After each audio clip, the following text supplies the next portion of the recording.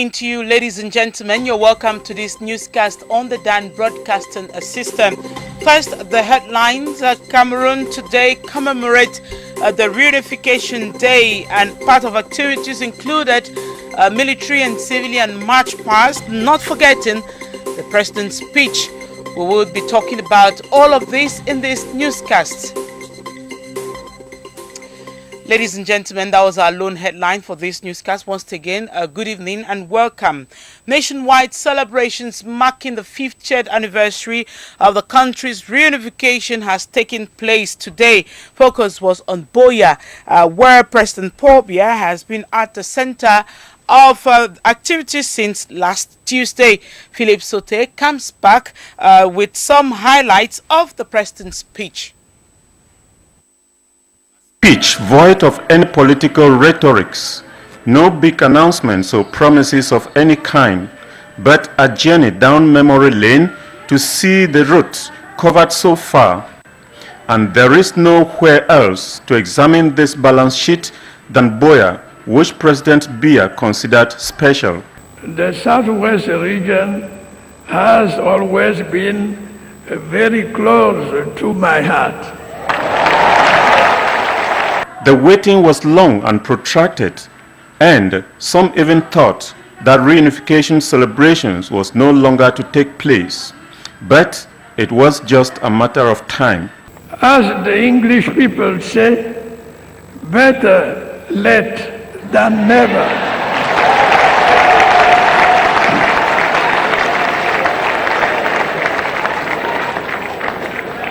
In fact, after a long period of preparation, we are finally glad to be here at this historic town of Boya. Time to give Boya the befitting status of a town that carries with it a historic significance. History has not forgotten that Boya was the headquarters of West Cameroon. History has not forgotten that Boya was the capital of southern Cameroon. And history has not forgotten that Boya was once the capital of German Cameroon. And so, it is this historic significance that stands tall as the town to host 50 anniversary celebrations of the country's reunification. Reunification after over 40 years of separation, when the Germans surrendered Cameroon to France and Britain as United Nations Trust territories. A period during which the country witnessed some of the most delicate moments in its struggle for self-governance. Lives were lost, enemies were created, political Machiavellism was rife. It was a struggle towards one objective, to build a nation, Cameroon. No particular name mentioned, but President Biya paid glowing tribute to those architects of independence and reunification for their enormous bravery, sacrifices, and abnegation. No great people without a past history, President Biya declared, adding that 1st October is a historic day for Cameroon. A day in which Cameroon, separated for 42 years, finally reunited as one. Dark moments visited post-independence Cameroon, but with courage and determination, the country sailed on, patiently building in peace and unity. Building the Cameroon nation meant giving equal opportunities for education that had led to a 90% literacy rate in Cameroon today. Building the Cameroon nation meant access to health care. Life expectancy that was 40 years at independence has today moved up to 52 years thanks to improved health services. Building the Cameroon nation meant opening the road network. 621 kilometers of roads at independence has progressed to over 250,000 kilometers today, with over 5,200 kilometers tarred, in addition to air and sea ports. Building the Cameroon nation meant creating wealth and employment. Today, the state stands out as the greatest employer while encouraging a dynamic private sector with a formidable workforce today and wealth creation. Building the Cameroon nation meant going industrial. Some efforts have been made to transform our finished products on the spot. Building the Cameroon nation meant creating a sovereign state. This has been done with functional democratic institutions put in place. And this is President Paul Biya poetically revisiting the road covered since independence, adding that our national unity has been at the root of this exceptional success. A special appeal was thus extended to the youth to safeguard and sustain these achievements for posterity. The 50th anniversary of the country's reunification was equally commemorated in Douala, the capital of the littoral region. Governor Joseph Beti Asomo, a host of administrative authorities, and the population converged at the Ludiak ceremonial ground to grace the day. Azmi Tijani was part of the event at the Ludiak ceremonial ground. She brought back this report. The arrival of Governor Joseph Beti Asomo at the Ludiak ceremonial ground gave the kickoff for the activities in Douala. First, there was a relay of the head of state's speech from the Mbongo Square in Boya. Notre unité nationale n'a vu le jour que grâce au courage, à la volonté, à l'audace et à la sagesse de Camerounaises et de Camerounais de conviction. A speech that culminated with an invitation from President Paul Biya to rise up for the singing of the national anthem.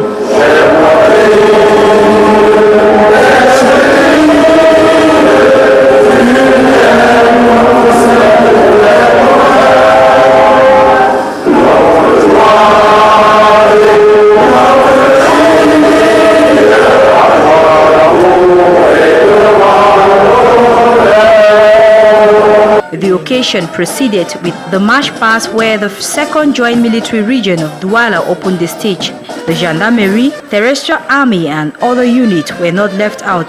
The traffic police, forces of law and order put up a beautiful display that earned an applause from onlookers. Prison warders, customs and ex-servicemen closed the curtains for the military parade. Primary schools followed suit, march passing in their well-tailored uniforms, flying high the flag of their fatherland.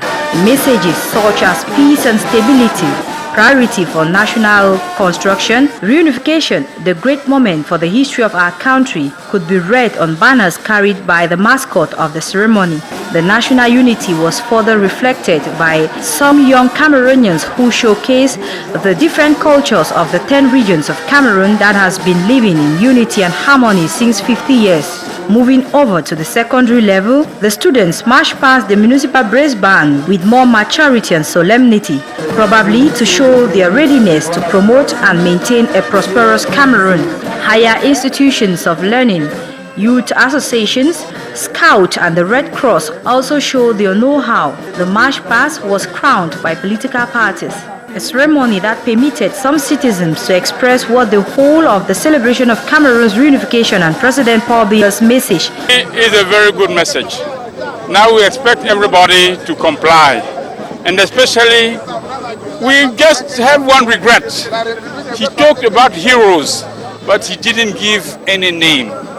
Heroes deserve to be named. The 50th anniversary celebration of reunification in the town of Douala, like across the nation, is a historic day that those who witness it will live to remember. Well, in another report, noting that Cameroonians today had to mark this day as a special event in their lives and in the history. But how far and how much to feel about the day, Ajarali took interest in this particular subject, and so she went out to find out from Cameroonians how reunified they feel. She brought back this report.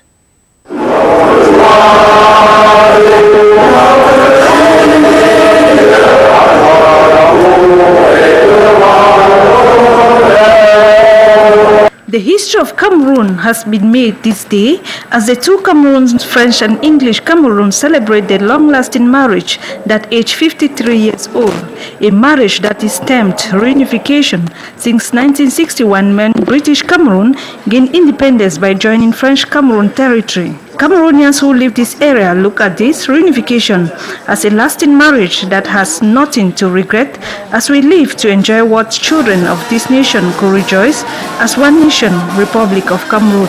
We are a country united, completely united. We were not even divided. What I want to point out is this: the word of francophone and anglophone had to disappear completely.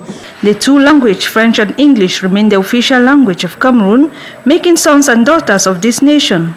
Peaceful land called Cameroon lived in peace and harmony. The future is coming. The next is coming. Our children now are going in the English class and French class. So today, when you talk to a small boy or a small girl of 5 years, she is able to speak English and French. To be reunified means coming together, sharing the national cake, and enjoying the fruit of their labor. Cameroon is one and indivisible as one opinion holds. Now we expect everybody to comply, and especially we just have one regret. He talked about heroes, but he didn't give any name. Heroes deserve to be named. I think we hope 50 years after unification, today every young can happen because we are able to speak English or French in all our country, in everywhere. The 50th anniversary of reunification has been cemented once more, and hopes remain to see a better Cameroon of tomorrow with prospect of an emerging nation by 2035. The monument has been inaugurated for generations to see and believe that what happened many years ago is still to be remembered this day, 20th February 2014. We'll take you back to preparatory meetings as inhabitants of Edea yesterday took part in a solidarity walk around town to commemorate 50th anniversary of the country's reunification. According to the senior divisional officer who led the walk, it is a moment of reflection on how we feel and reconciliation as well. Evelyn Fominki has more. It started with press-ups, then a solidarity walk around the city of Edea, stopping after every 5-kilometer walk to do more press-ups.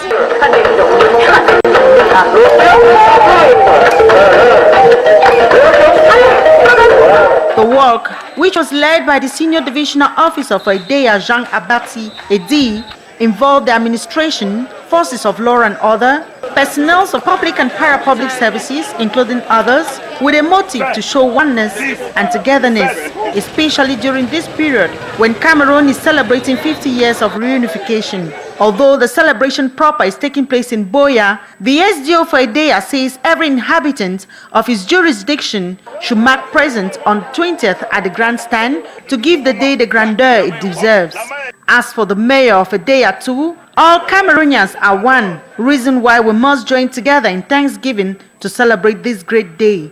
There is no separation between English side or French side. All we have to do is to prove the elevation of all the Cameroonians that there are only one person. It is a time for reconciliation, a time for sharing, a time for celebration, not only in Edea, but in the entire Republic of Cameroon. Happy 50th anniversary. Happy 50th anniversary as well. A truck transporting brewery product has collided with about 5 personal cars and 6 others at a car wash. The accident that occurred earlier this week in Tamja neighborhood, Bafoussam West regional capital, has caused serious material damage, even though no human loss was recorded. Our student journalist Sylvia Kitio completes that story. These are the damages caused by this truck, a brewery distributor at this popular bar in the Tamjan neighborhood. According to eyewitnesses, this truck went loose shortly after the driver went out to take command from the bartender.